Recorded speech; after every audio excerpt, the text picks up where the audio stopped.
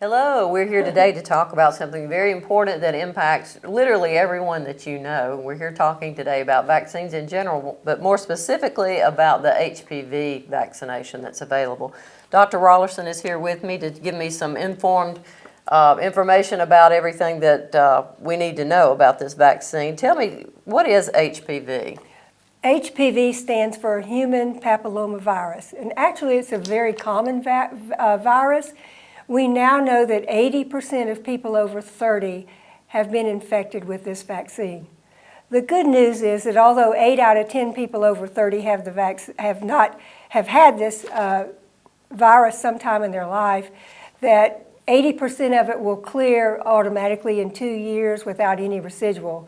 But for that unfortunate 20% where it doesn't clear, it leads to several different kinds of cancer. What are some of the cancers that you could reasonably expect if you have this virus and it's not taken care of by your immune system? Actually, about 40,000 people in the United States every year come down with some type of cancer caused by HPV. The most common cancers are 1, cervical cancer. Actually, Alabama is number 2 in the nation for the incidence of cervical cancer, and we're number 1 in the nation for deaths from cervical cancer.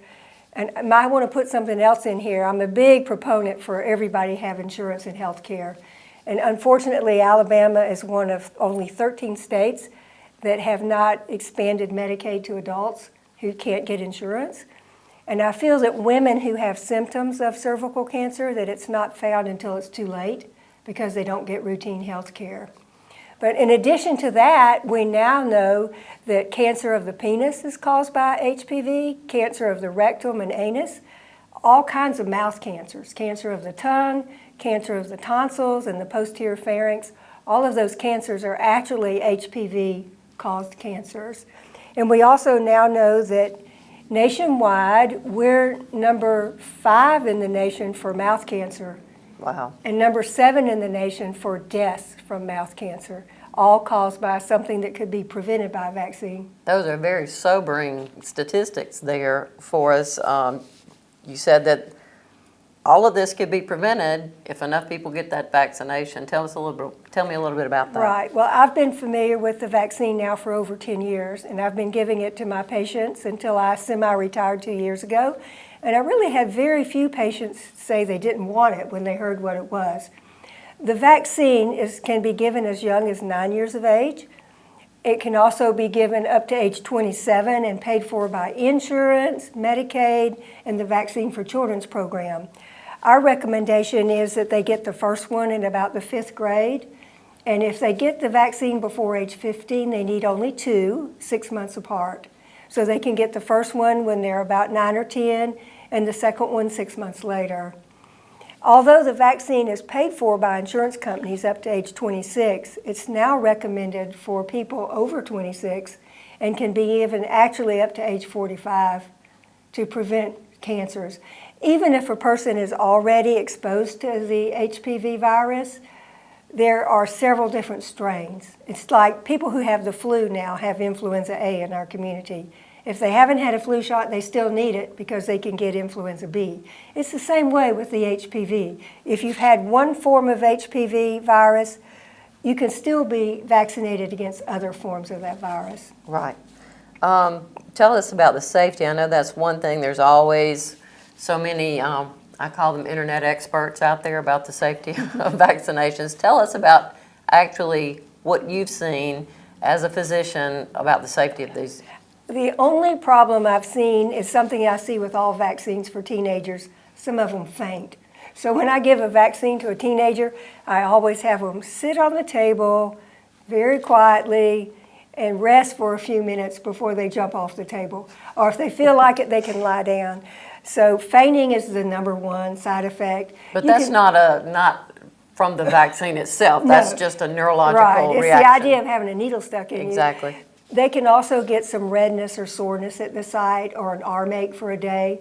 I've never seen anyone have any symptoms the day after the vaccine. So it's a very safe vaccine. I've never seen any other complications other than a red sore arm or fainting. Right. And I understand that the vaccine is going to be offered at some local schools. Right. Actually, the vaccine's going to be available in Brewton and in Escambia County in March. On March 17th, the vaccine will be given at all Escambia County schools. It's going to be offered for 5th grade, 6th grade, and 12th grade. There will be a letter sent home, so be on the lookout for that letter. You have to sign it, mom or dad, that it's okay for your child to get the vaccine. And then any child whose parent has agreed will get that vaccine at school. So it's on the 17th in Escambia County, on the 18th in Brewton City schools.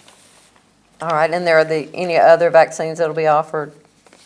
Well, also for 6th graders, the Tdap vaccine, that covers tetanus, which they all need at least once every 10 years. They'll get that one, and the meningitis vaccine to prevent a serious brain infection. The meningococcal vaccine can be given to 6th graders at that same time.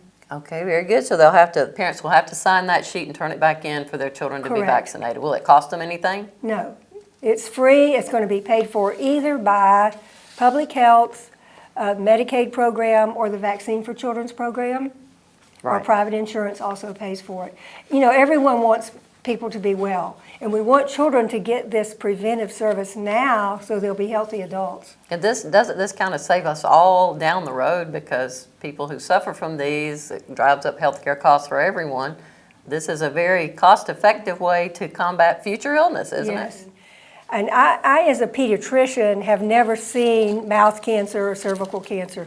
That's something that usually develops in the late 20s or early 30s.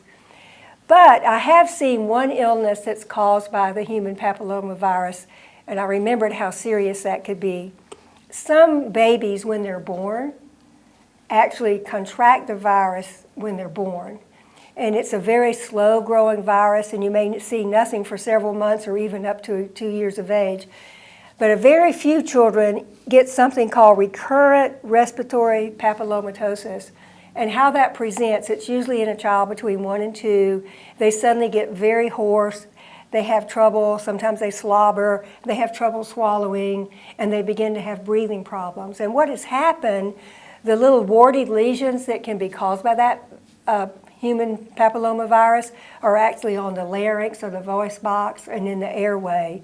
And the only way to treat that is with recurrent surgery. Wow. And it's really sad because the ones that I've seen with that, one surgery didn't do it because the vaccine is populated in the breathing area, and those babies have to go through surgery several times. Wow. So that's a big hurdle for a little kid to overcome. I've also seen several children who develop what look like warts in the diaper area caused from the same virus.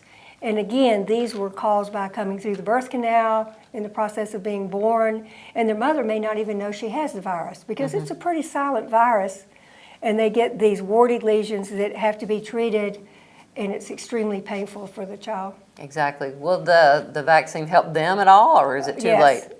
The vaccine will help those babies as well. The one that causes the lesions in the genital area, thank heavens, does not cause cancer. And often that's the first one that the baby is exposed to. And the one in the larynx and the voice box in that area also is not the same one that caused cancer. The ones that cause cancer can still be prevented by getting the HPV vaccine. Excellent. Well, I can't imagine why anyone would not want their child to get this vaccine. It's a very safe vaccine. It's been used in the United States for over 10 years with no serious problems. And actually, it was available in other countries before this. And in some areas, cervical cancer has almost been done away with. It also eliminates the fact that women have to have pap smears real often, because that's what that's for. It's to see if you do have that virus. Right. And it limits the need for that in the future. All right. Well, thank you very much, Doctor. You always have very factual, very good advice for all of us to use. And thank you again for watching the video, and get those kids vaccinated. Right. Take care of their future. Thank you.